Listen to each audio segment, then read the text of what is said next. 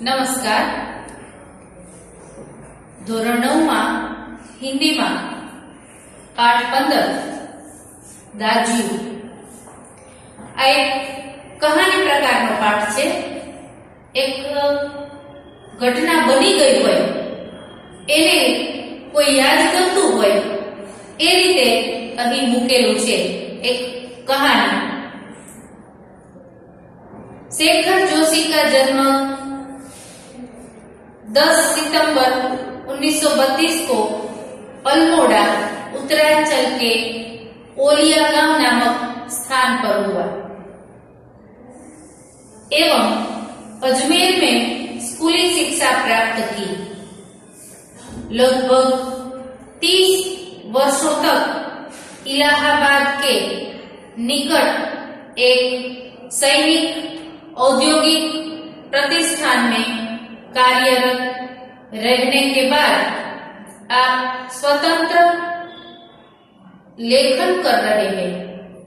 आपके चर्चित कहानी संग्रह है कोसी का घटवार, साथ के लोग, दाजू, हलवाहा एवं नवरंगी बीमार है.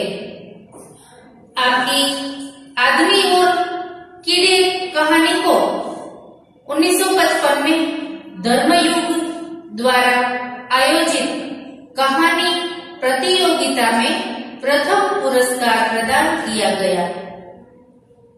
नई कहानी आंदोलन के चर्चित कथाकार महावीर प्रसाद द्विवेदी पुरस्कार और पहल सम्मान से सम्मानित दाजू कहानी पर चिल्ड्रन फिल्म सोसाइटी द्वारा फिल्म का निर्माण.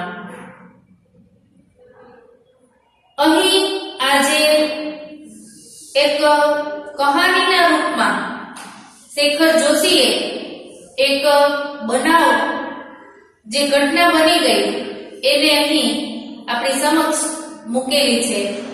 तो दाजू कहानी बाल श्रमिक पर लिखी गई कहानी है. मदन एक पहाड़ी बालक है जो पेट की आग बुझाने के लिए शहर में आकर एक होटल में काम करता है.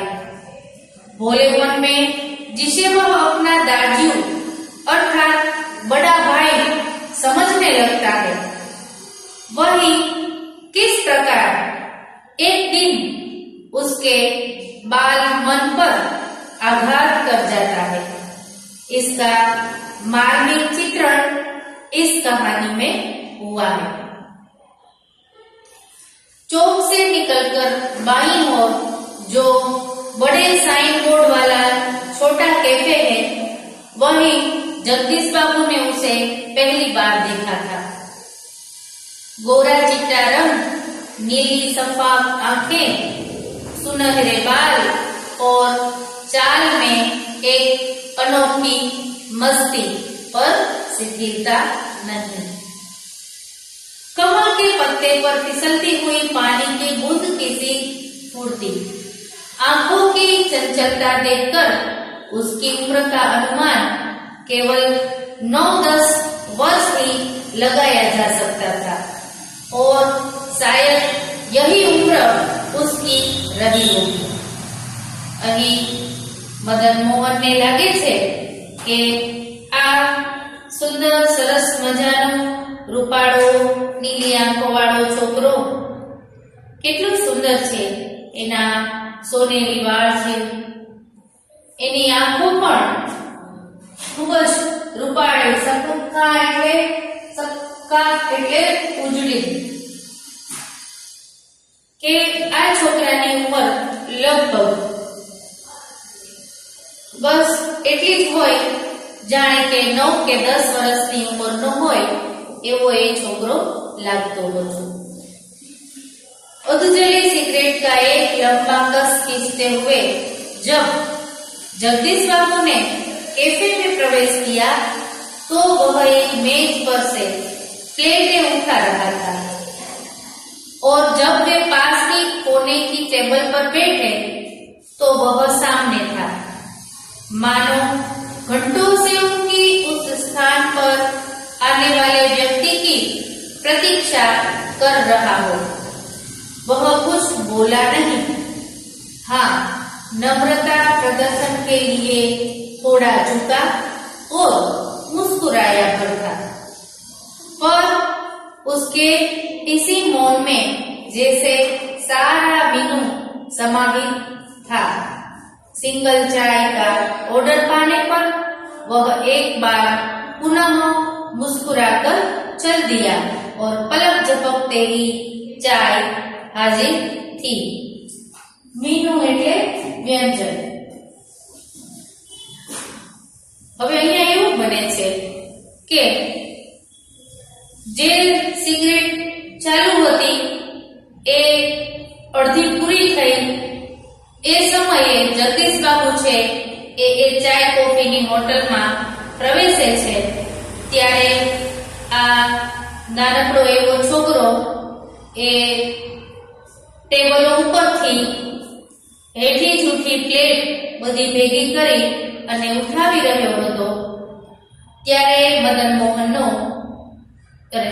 જગદીશ બાબુનો ત્યાં પ્રવેશ થાય છે અને ત્યાર પછી કંઈ બોલતો નથી પણ એ સામે જુએ છે તો ઈશારો કરે છે કે આવો બેસો એમ।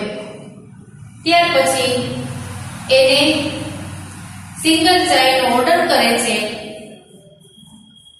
જગદીશ બાબુ અને એ હસી અને ચાલ્યો જાય છે ચાય લેવા માટે। ફટાફટ જઈ અને દોડતો એ પાછો તરત જ થોડી જ ક્ષણોમાં चाय लई अने हाजिर થઈ જાય છે। मनुष्य की भावनाएं बड़ी विचित्र होती है। निर्जन एकांत स्थान में निसंग होने पर भी कभी कभी आदमी एकाकी अनुभव नहीं करता। लगता है इस एकाकीपन में भी सब कुछ कितना निकट है, कितना अपना है, परंतु इसके विपरीत कभी कभी सैकड़ों नर नारियों के बीच जनरमय वातावरण में रहकर भी सुनेपन की अनुभूति होती है। लगता है जो कुछ है वह पराया है, कितना अपनत्वहीन, पर यह अकारण ही नहीं होता। इस एकाकीपन की अनुभूति इस अलगाव की जड़ें होती है, विछोह या विरक्ति की किसी कथा के मूल में है। અહીં લેખક એમ કહેવા માંગે છે કે કોઈ પણ મનુષ્યની ભાવનાઓ વિચિત્ર હોય છે। કોઈ પણ વ્યક્તિ ગમે તે જગ્યાએ હોય પણ તેને પોતે એકલું જ છે એમ અનુભવ થતો હોય।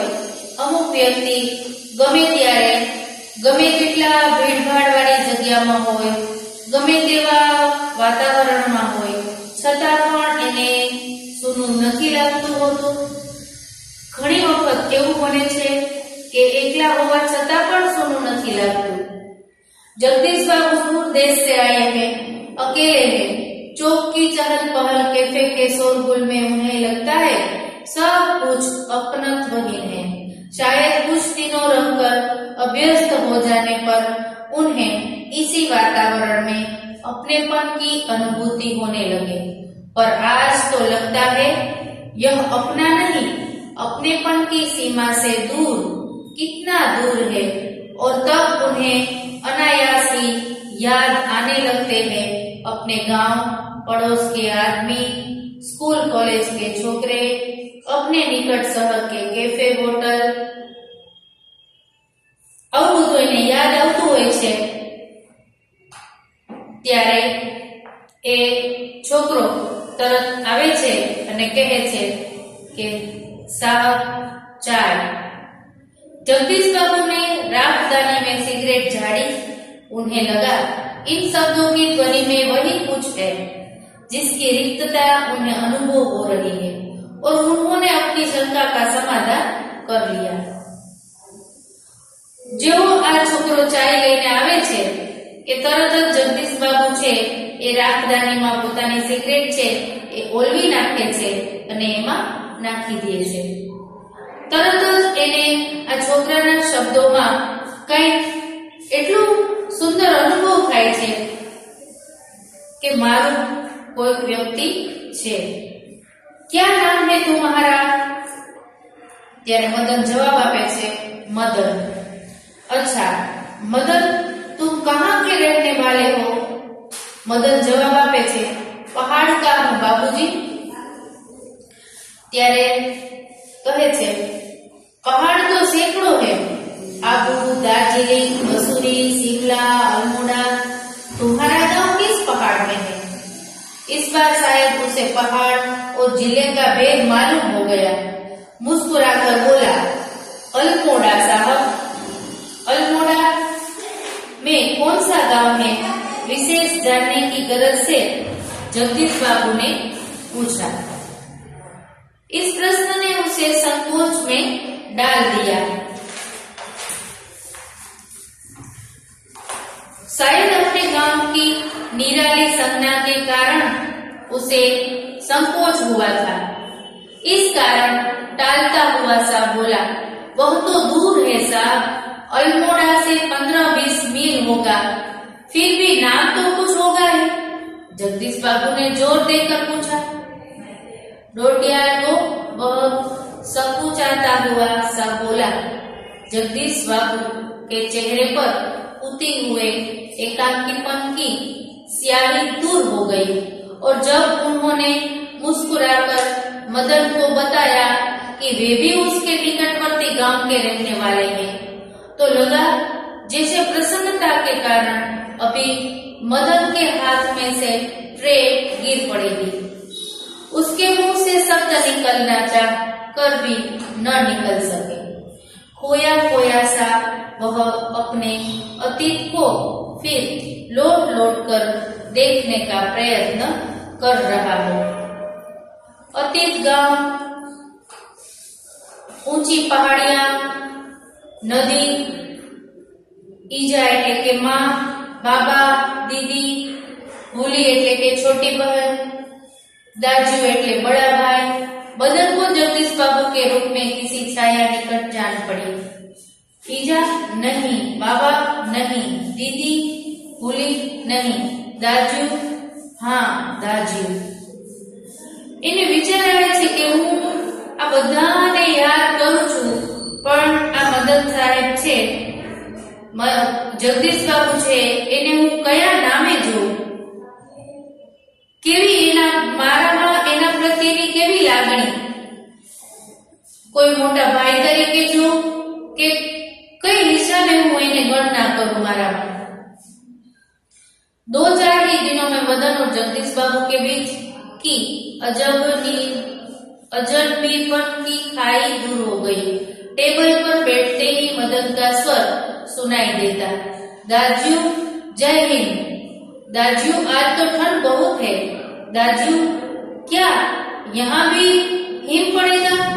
दाजू अपने तो कल बहुत थोड़ा खाना खाया. तभी किसी ओर से बॉय की आवाज पड़ती और मदन उस आवाज की प्रतिध्वनि से पहुंचने से पहले ही वहां पहुंच जाता. ऑर्डर लेकर फिर जाते जाते जगदीश बाबू से पूछता, दाजू कोई चीज? पानी लाओ.